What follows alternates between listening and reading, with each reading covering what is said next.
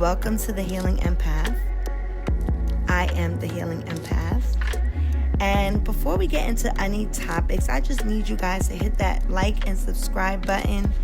And also, when you get a chance, if you're on Instagram, go follow us at I Am the Healing Empath on Instagram. It is a quote page. It is for inspiration, motivation, or just confirmation for empaths that need that push, that guidance, that love, and that support. So yes, go follow me there at I Am the Healing Empath on Instagram only. I am only on Instagram as my other social media content and YouTube. I have not created any other accounts anywhere else. So please support and follow us there. Okay, so today's topic is the struggles empaths face series, and this one is in friendship. This is a part 2 of the healing series on empath relationships. The first one that I did was about family and the struggles us empaths face in a family dynamic. You can go check that out if you haven't checked it out yet. And please bear with me. The content is a little bit long. It's longer than what I intended it to be. But we're going to get it together. And, again, this is going to be my first time being very consistent on this platform. I've had other channels prior to this, but I wasn't consistent on developing the content, and I plan on being extremely consistent here. So if you see any little mistakes or things of that nature in some of my videos, please just forgive me and, bear with me as I grow on YouTube. Content will become better. But sometimes just a little motivation or inspiration for anyone listening that also wants to develop content. Sometimes I, as an empath, can struggle with how do I look, how do I sound, how do I feel to other people, and then that can hold me back from, pushing out the things that I actually have, that are important that I want to say, and all the things that, that I'm knowledgeable about, and that can hold us back. So I'm not going to worry about those mistakes. If you notice them, though, just bear with your girl. Okay, so the struggles empaths face in friendships. This is the second part. Again, if you didn't listen to the family version, please go back and listen to it because it correlates and it ties in with the friendships as well. Okay, so let's get to it. Why do friendships feel different for us as empaths? Why? Can anyone understand or answer that question? Why? Well, I'm going to go first. So as an empath, I will say that we feel extremely deeply. And it's not just our own emotions, but the unspoken energy of the people around us, right? That means everybody around us, we feel it. It can be someone even that's on a television screen. It doesn't even necessarily have to be someone that is in the same room with us, okay? And this can make friendships for us feel both incredibly meaningful and then at times extremely draining. We are the friends who remember your hard days, who sense when you're off, or if, even if you smile and you're saying everything is fine, we can tell that something's not right or something's off. We're the friends who will stay up late with you, listening, supporting, and holding space for you in the moments of distress or pain or hurt, or even your happy moments, right? Even when our own energy is running on empty, we somehow find enough energy for those that need us in some way.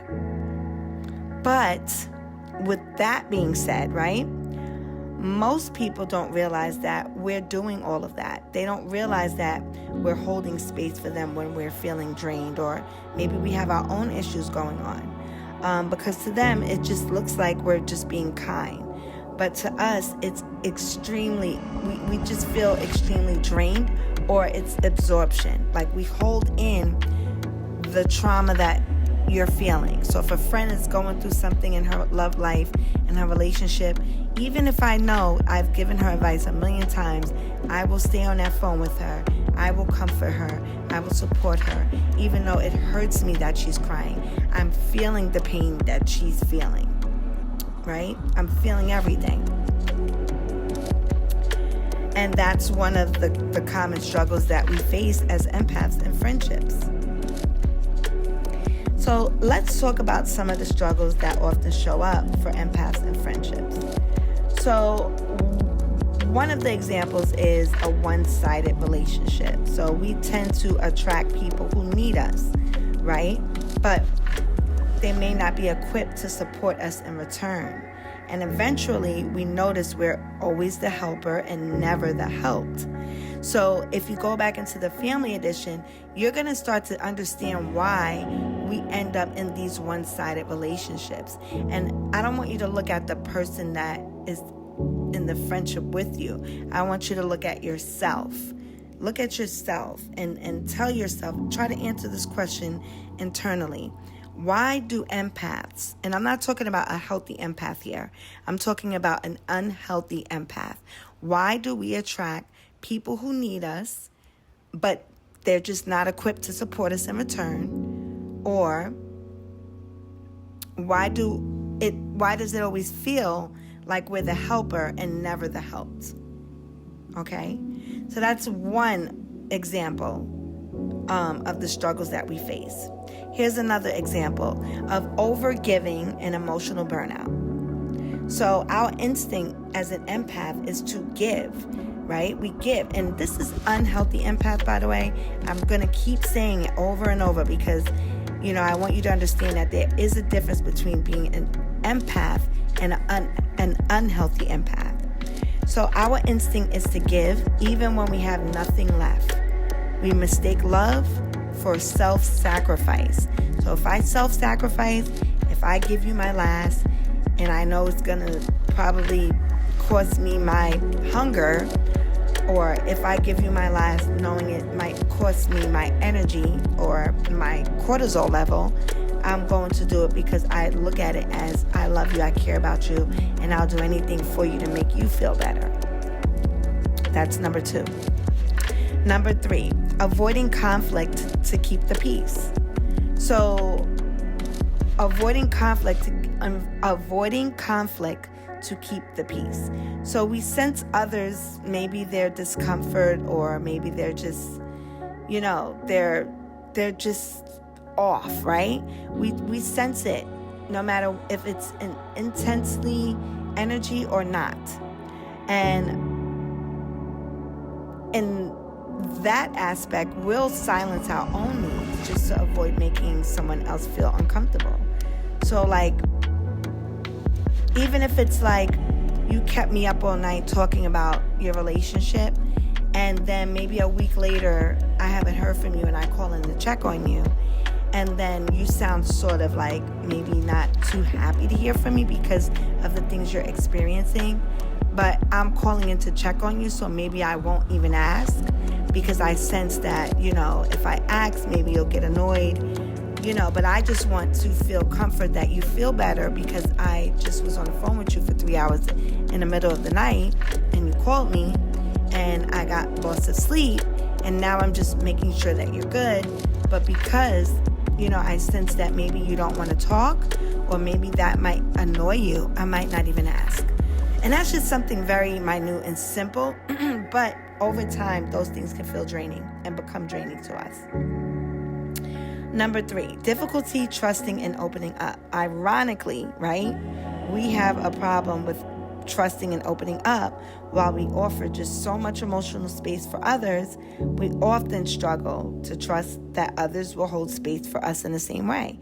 And it's just naturally, if you go back into the family dynamic that I talked about with the struggles that we face, you will understand why this is something that happens to empaths, unhealthy empaths in friendships. Why do we feel like, it's a struggle for us to open up, or maybe there'll be some type of judgment, or maybe, maybe we don't want to put our problems on anyone else. but it's just like we'll be able to take on everybody else's problems because we feel like maybe we can handle it subconsciously. Maybe that, and that all stems from the family dynamic. Number 5, feeling guilty for pulling back. So when we do set boundaries, it's like we often feel like bad friends. And I'm not going to say often, we feel like bad friends when we set boundaries. Like we're abandoning someone, even when we're just trying to protect our own energy. We just feel like extremely guilty. We feel like, oh, I don't want them to be mad at me. And mind you, this doesn't happen with us. Like someone else, they can easily tell us no. And I'm sure if you're an empath looking in that's unhealthy like myself, you have experienced people telling you no often. You've experienced people setting boundaries and keeping their boundaries. But when it comes to you, you break a boundary. You break everything that you probably want to keep to protect your peace, to protect your emotions, your cup, from being overly drained. But when it comes to you, you always want to break a boundary. Right? You always want to break a boundary. I 100% guarantee anybody listening to me right now that's an unhealthy empath feels extremely guilty when it comes to breaking a boundary.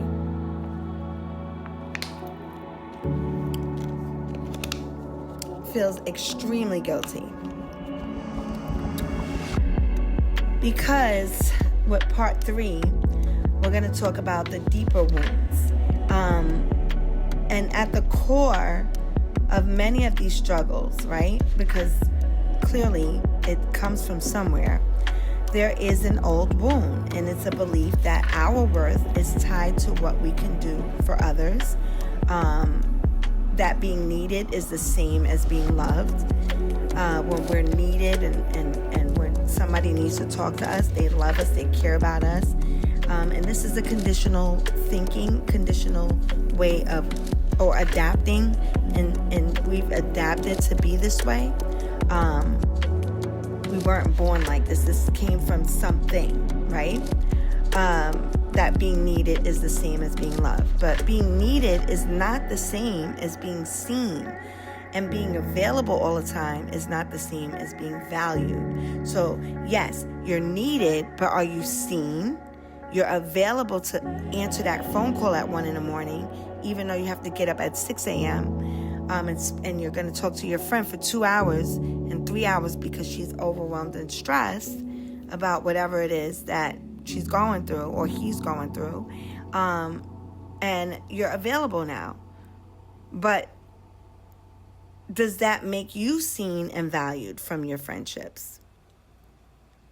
So that ends up, honestly speaking, it ends up making an empath feel undervalued and never seen. Because 9 times out of 10, the people that need you, they already have healthy boundaries that they created for themselves, that they're not going to answer the phone at 1, 2 in the morning to talk to you for 3 hours about a relationship that they've already told you to leave 20 million times already, right? They're not going to do that because they have to get up for 6 a.m. So they'll see you're calling, and if they may answer, if they care about you, they may say, hey, what's up? In a groggy voice, and you might be yelling and saying, oh, guess what he did to me, or guess what she did to me. And then they'll be like, oh, I'll talk to you tomorrow. Give me a minute. I'll talk to you when I got to get up early. And they'll just hang up the phone, and they'll be done with that. And then the empath is left feeling undervalued and not seen. And then we get into this: we deserve friendships that pour back into us, that respect our energy, that just don't take, but mutually hold space. So I'm going to ask you this: if someone really logically thinking would say, okay, I'm going to respect their energy, people will respect, like empaths respect other people's energy. That's why we don't dump on people, but we allow people to dump on us, right? So we understand that we respect people's energy, and we can look at someone else and say, well, they don't respect my energy because they constantly dump on us. But when are we going to take accountability as an empath to say, we're opening the door for this? We are allowing these friendships, these one-sided relationships, to enter into our space and to do this. They may not even be consciously doing it because we're allowing it. We actually taught them how to do it. We taught them that we don't have things that we're doing, that we're so consumed and worried about everyone else and caring for everyone else that we're not caring for our own personal well-being and self, our own mental health, because we're prioritizing everyone else's needs before our own. And I can get into what healing looks like, but the reality is, what does it really look like? Because we can say, well, we can pause and before giving to someone, we can say, is this coming from a space of love or fear of not being enough, right? We can do that, but before we get into those things on how to heal us from doing those things, we have to understand why we're doing it. Why are we allowing people to pour and dump their traumas into us in an unhealthy way? And I'm going to say this in every single video. It stems from your family dynamic. So after your family dynamic comes the friendships. And this is in order, because once you leave your family as a little child, you go to school. You're not even leaving, but leave them for a course of the day. And from your teachers and being in a school environment, you meet friendships. You get friendships. So your friendships is the catalyst from your family dynamic. And the type of friendships you get also are energetically connected to the type of relationships you have with your parents or your guardians and the people that raise you in your household that are significant. So your kindergarten friendships, the people that you actually grew up with, stem from the relationships and the type of relationships you have with your parents or your guardians or your siblings. And it absolutely correlates 100%. If you look at the dynamic between your mother and father or your siblings, then look at your early on friendships, then you would understand a lot on why you have these one-sided relationships, why you have these one-sided friendships, why you have these one-sided co-worker or associate, whatever it is, business partnerships. Why is everything one-sided? You have to look at your family dynamic.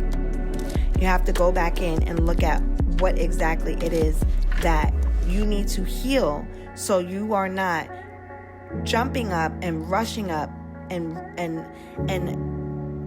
putting yourself to the side to handle and help everyone else when you have no energy to help them, because you done gave everybody your energy. You done gave everybody the support that you actually needed to give to yourself. So at 1 a.m., if we're answering the phone for a friend about a relationship that maybe is not a healthy one, and I'm not saying to try to judge that friend, but it's not conducive to your health and wellness if you have to be up at 6 a.m. to be to work at 7. So you can't spend 2 hours with your friend. You can answer and say, hey girl, or hey guy, hey homie, what's up, homegirl? Are you okay? Is everything all right? Yes, everything's all right, but me and John had a big fight today, and I can't believe he did this, and I found him with this girl, and last week we just talked about this, right? So we're gonna say, okay sis, or okay bro, no worries, but I gotta get up early in the morning, bro. I'm gonna talk to you tomorrow as soon as I get on my break, right? Because you're not gonna call in the morning, because you got to get yourself ready. You got to get your mind right? But maybe on your lunch break, you might give them a call, or maybe after work. So, and then when you do those things, you feel like a bad friend. But reality is, your friend will respect you for it. They will not cross your boundaries anymore, because you're not too worried and caring about if they care about the boundary or not. Because they already have their own boundaries. They're not, no matter if that friend calls you 2-3 o'clock in the morning and you got to be to work at 6 o'clock or 7, they know that you couldn't do that to them. You couldn't call them at 2 a.m. about the same thing y'all just talked about last week, and you just stood on the phone with them 3 hours about and gave them all this great advice. you couldn't do that to them, because they would say, we just talked about this, let me call you back. I'm going to call you back tomorrow. Or I'm going to call you back when I get off work. That's what they would say to you. And that's the difference between an unhealthy empath and someone that has a healthy mental health and emotional health and boundaries. Even if their relationships are all jacked up, they prioritize their own personal boundaries on how they're going to process their day or their night. So they're not going to let you infringe on their mental health. And they know that they just spoke to you about something. They're going to put a boundary up. They're going to stand clear on it, and they're not going to feel bad about it. And that's really the difference. That's the struggles that we face as an empath.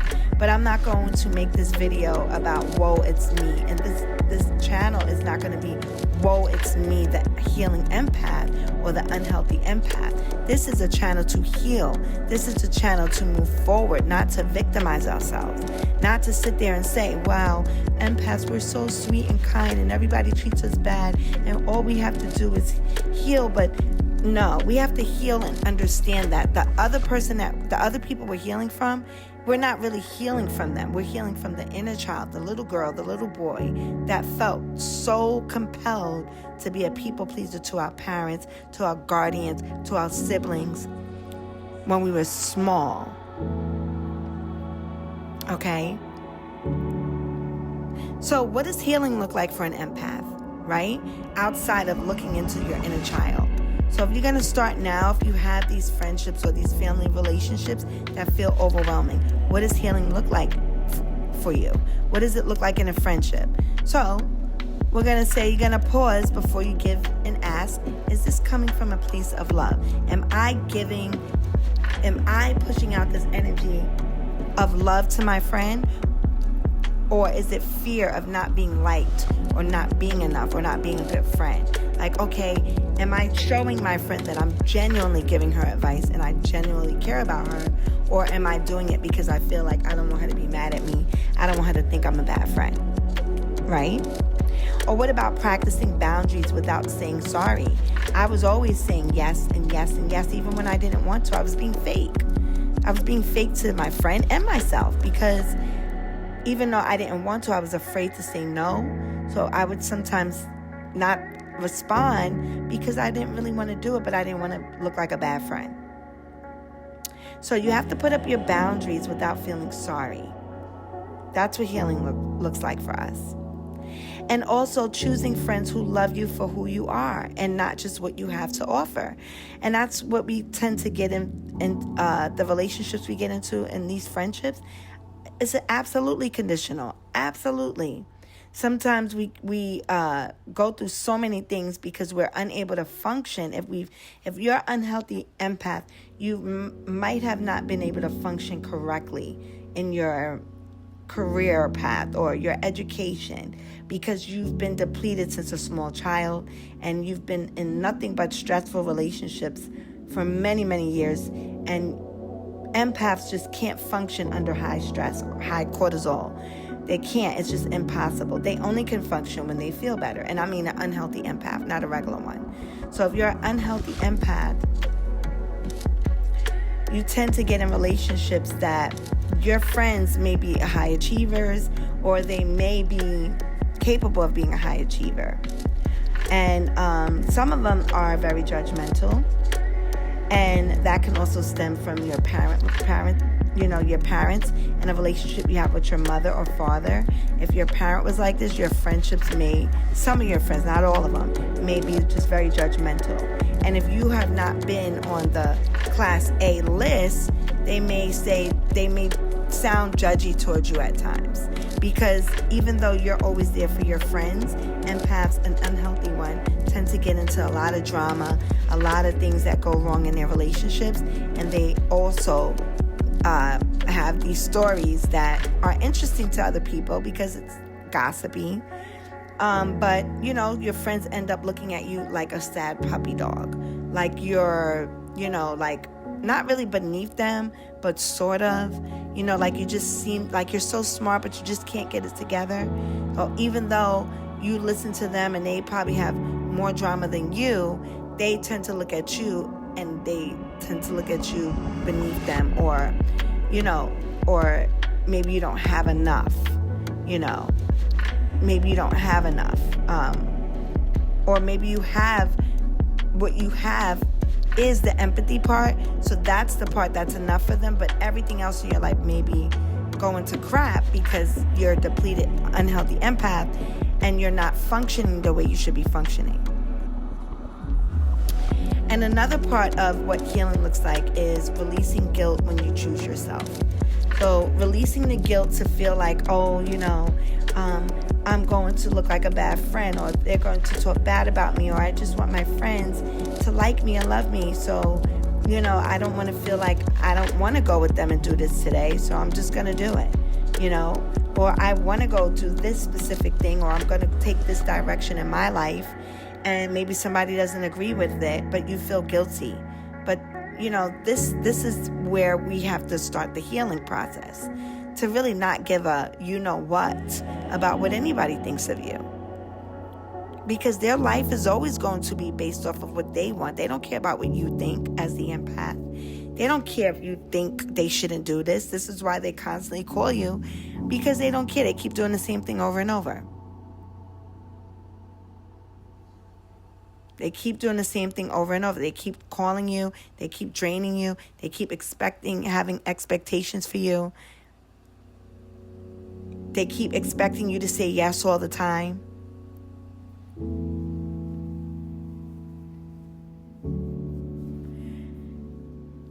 So with this video, I don't want to dive too deep here, because then we're going to go into, I'm already past the time again. And I don't think I'm going to shy away from this time frame that I'm trying to cut down. So I'm going to give you guys an invitation to reflect on your friendships, and if in your life they feel nourishing. And then also look at the friendships that leave you that feel depleted. Are you willing at this time to choose yourself, even when it feels uncomfortable? Because honestly, you are not here to be everyone's emotional caretaker. You are allowed, we are allowed, we all are allowed to be supported too. Okay, and I'm going to say that again. You are not here to be everyone's emotional caretaker. We are allowed to be supported too. And the first support has to come from us. It can't come from someone else. You have to learn and turn in empath and look at yourself and support yourself and love on yourself. Support yourself, love on yourself, empath. Put up the boundaries. Cut off the people you need to cut off that are making you feel drained and depleted. Love on yourself. Stop feeling guilty. Stop using an excuse to say, I'm going to be abused. I'm going to be treated unfairly. I'm going to be treated and treated poorly by these friendships because I want to be liked and loved. Because I want to show that I'm a good friend. But they're not showing you that they're a good friend of you. It's a one-sided relationship. So look into yourself and say, I deserve more. I deserve to be happy. And I deserve friendships that are friendships. Not mother and daughter or father and sonships or mother and son. If you have a male best friend. You don't deserve that. You don't deserve to be the mother and nagger of your friendships. Everybody's an adult. Everyone is an adult. So love on yourself, empaths. Reflect on this topic. And we're going to have a part 2, 3, and 4, and 5, and 6, and 7, and 8, and 9, 10 about the friendship sectors of empaths. There's so much more that I'm going to be digging on, like Mean Girls, but I'm going to break it up so the videos aren't too long. Okay? So just make sure you reflect on this. And in the next part of our empath relationship series, I'm going to explore the romantic relationships where these patterns can deepen even further. So stay tuned for that. That's part 3. And just remember, if this message resonated with you, for the collective out there, right? Let your heart rest in it. And just understand that you're not alone. I've experienced all of this. I have done all of these things. You're not too much, and you're not wrong for needing rest, for space, or reciprocity. You're just an unhealthy empath right now, learning how to love yourself just as much as you love others, and to become the healthy empath that you are supposed to be. So until next time, beautiful souls, have a wonderful day, whatever day or night time that you listen to this. I hope it brings peace to you.